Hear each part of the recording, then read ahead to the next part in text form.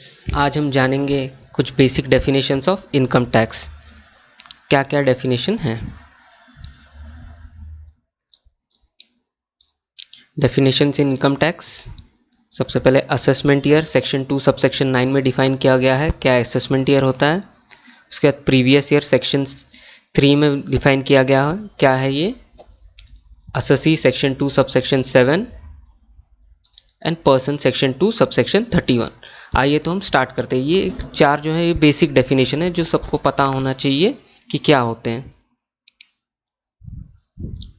Assessment year section 2 subsection 9 assessment year may be defined as a year in which income of previous year is to be assessed. In some country it is also called tax year. मतलब कुछ country में assessment year को tax year भी बोलते हैं। अब ये होता क्या है? असेसमेंट ईयर वो होता है जिस ईयर में हमारी इनकम असेस होती है, मतलब कि चेक होती है, उसे हम बोलते हैं असेसमेंट ईयर। जैसे कि अब करंटली जो हमारा असेसमेंट ईयर चल रहा है वो है 21-22। अब जानते हैं previous year. Previous year section 3 में डिफाइन किया गया हुआ है। Section 3 of the act define previous year as the financial year which immediately precede the assessment year.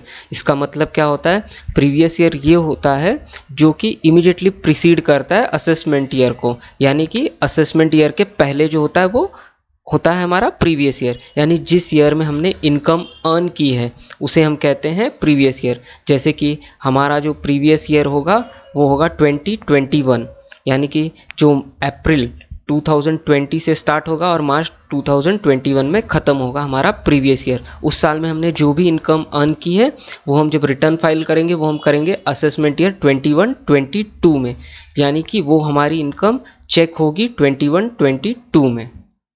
अब हम जानते हैं असेसी क्या होता है। सेक्शन 2 सबसेक्शन 7 में इसे डिफाइन किया गया हुआ है।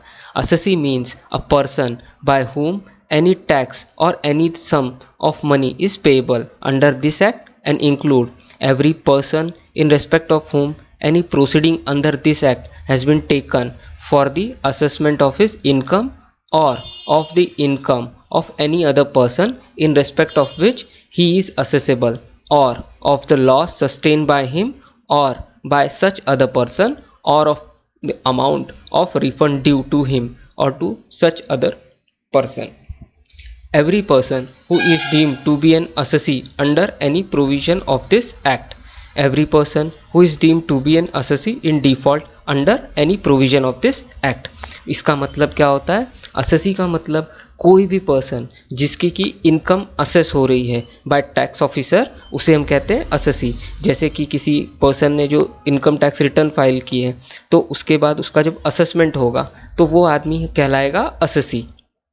इसमें डिफरेंट टाइप के एसएससी होते हैं। एक तो जिसने खुद की इनकम जिसने रिटर्न फाइल की है वो हो गया एसएससी। एक जो रिस्पॉन्सिबल पर्सन होगा किसी के बिहाफ में उसने फाइल की वो भी एसएससी होगा, अगर वो उसके बिहाफ में फाइल करता है रिटर्न तो, और वो रिस्पॉन्सिबल है उस इनकम के लिए, जो कि हमें बी में पता चल रहा है। Every person who is deemed to be an assessee under any provision of this act, और every person who is deemed to be an assessee in default under any of the provision of this act. उसके बाद हम आगे जानते हैं person. Person की definition में क्या क्या इंक्लूड होता है। सेक्शन 2 सबसेक्शन 31 ने डिफाइन किया हुआ है person. Person include individual, HUF Hindu undivided family, company, association of person, body of individual, local authority, every artificial judicial person. आइए हम जानते हैं डिटेल में क्या होता है। इंडिविजुअल मतलब कोई भी पर्सन, यानी कि कोई भी इंसान, जैसे कि हम हैं चलता फिरता इंसान, एक लड़का लड़की ट्रांसजेंडर कोई भी हो सकता है। HUF यानी हिंदू अनडिवाइडेड फैमिली, मतलब एक फैमिली हस्बैंड वाइफ जब होंगे तो वो उसके बाद एक HUF फॉर्म करते हैं, उसे हम करते हैं अनडिवाइडेड हिंदू अनडिवाइडेड फैमिली। इसे हम फॉर्म करेंगे अंदर हिंदू एक्ट के हिसाब से, और ये इसकी एक अलग आइडेंटिटी होती है एक पर्टिकुलर इंडिविजुअल से, इसलिए ये भी एक पर्सन है। उसके बाद कंपनी, कंपनी की भी सेपरेट लीगल आइडेंटिटी होती है, इसलिए हम उसे अलग से असेस करते हैं, उसे हम अलग पर्सन ट्रीट करते हैं। उसके बाद एसोसिएशन ऑफ पर्सन, जैसे कि कुछ बॉडी कॉरपोरेट्स हैं, कुछ इंडिविजुअल्स, ये मिलके एक कंपनी फॉर्म करेंगे और उसका एक नया पैन बनाएंगे, उसे हम एसोसिएशन ऑफ पर्सन कहते हैं, और उसे भी हम सेपरेट लीगल आइडेंटिटी मानते हैं, इसलिए हम उसे अलग से एक पर्सन ट्रीट करते हैं। बॉडी ऑफ इंडिविजुअल, इसमें एक सिंगल इंडिविजुअल जैसे कि हम और आप हैं, उस तरीके से एक इंसान के जो होंगे वो मिलके एक बॉडी फॉर्म करेंगे, यानी एक जॉइंटली एक जैसे पार्टनरशिप फॉर्म टाइप में होता है वैसे फॉर्म करेंगे, उसे हम बॉडी ऑफ इंडिविजुअल कहते हैं। और ये हर एक इंडिविजुअल्स फॉर्म करेंगे और इनके भी एक अलग सेपरेट आइडेंटिटी होती है, इसके लिए हम इसे भी एक पर्सन ट्रीट करते हैं। लोकल अथॉरिटी के अंदर आ जाएंगे आपके म्यूनसिपैलिटीज़ होती हैं, नगर पालिका होती है, ये सब लोकल अथॉरिटी होते हैं, ये भी एक सेपरेट आइडेंटिटी होती है, इसीलिए इसे भी हम सेपरेट पर्सन ट्रीट करते हैं। एवरी आर्टिफिशियल जुडिशियल पर्सन, अब ये आर्टिफिशियल जुडिशियल पर्सन क्या होता है, जैसे कोई मंदिर है, मस्जिद है, गुरुद्वारा है, ये सब में भी जो होते हैं ये सब एक आर्टिफिशियल जुडिशियल पर्सन होते हैं, तो इन्हें भी टैक्स पे करना पड़ता है, तो इसलिए हम इन्हें एक सेपरेट आइडेंटिटी करके इसे भी पर्सन ट्रीट करते हैं।